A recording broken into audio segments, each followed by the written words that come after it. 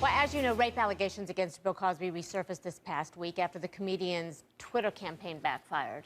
Cosby tweeted a picture of himself, asked fans to meme him. When the memes started rolling in, decades-old rape allegations came back to light. Well, yesterday, Cosby appeared on NPR. This was a much-anticipated interview, anticipated because it was expected that he would answer some questions about the rape claims.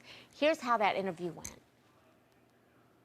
This question gives me no pleasure, Mr. Cosby, but there have been serious allegations raised about you in recent days. You're shaking your head no. I'm in the news business. I have to ask the question. Do you have any response to those charges? Shaking your head no. There are people who love you who might like to hear from you about this. I want to give you the chance. All right. NPR's Scott Simon there conducted the interview and joins us live now from Washington. Scott, I got to give you credit. I thought you were such a pro, and especially with his refusal to answer. We were not there. You had the perspective of seeing him. What was his expression? What did he look like when he shook his head? As I began to say, this question gives me no pleasure, he began to shake his head and go like that. So I think he certainly understood which question was coming.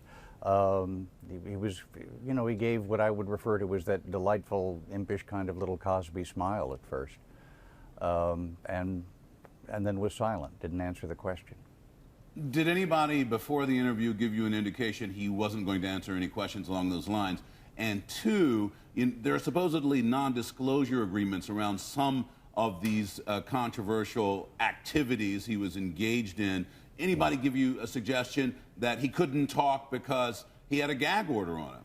No, we got none of that. And of course, it has to be noted that the woman, Barbara Bowman, who has been on CNN a lot more than I have, probably a lot more than you have, Joe and Christy, in the past few days, there's certainly not that kind of agreement where she's concerned. No, nobody said anything. I think his people had said to some of our producers, you know, he's represented by a very famous PR man in Beverly Hills who's done a lot of good work for him and other clients over the years. I believe they said things like, you know, you guys are so classy, you don't dip into the muck and the mud the way the rest of the people do. And I think that's true. But no, nobody indicated that what happened would happen. I thought there was a good chance the interview would be canceled. Obviously, it wasn't. And I think we can probably fairly safely say that they had a strategy in place for when the question was asked, which maybe they thought that we couldn't use silence on the radio. Good point. What about, now, as I understand it, you sat down with him and his wife, Camille. Yes, yes. What was her reaction? I mean, obviously they expected the question.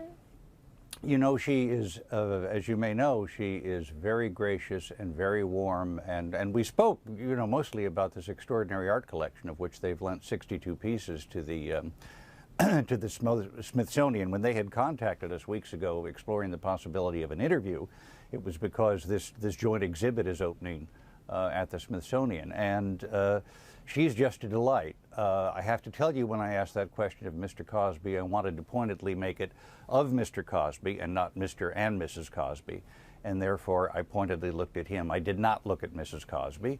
I don't mind saying I might have been a little uncomfortable to do that anyway, but I did not look at her.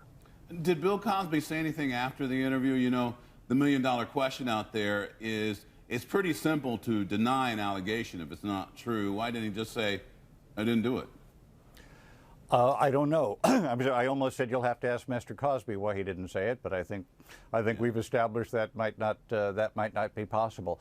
You know, anything that happened after the interview, I think I consider off the record, but I don't want to be dramatic about that. There was nothing sensational. There was nothing discourteous. We got out of there very quickly. I'm sure to everybody's mutual relief. So, just, you know, to clarify, when he did shake his head, because again you could see him and we couldn't, I think everybody too was wondering why he didn't just say no, but his expression was not one, you know, of anger or anything. No, no. I mean, look, he's a very gifted performer, and I'm sure that fell into place. I wouldn't be expecting that he would blanch or anything like that.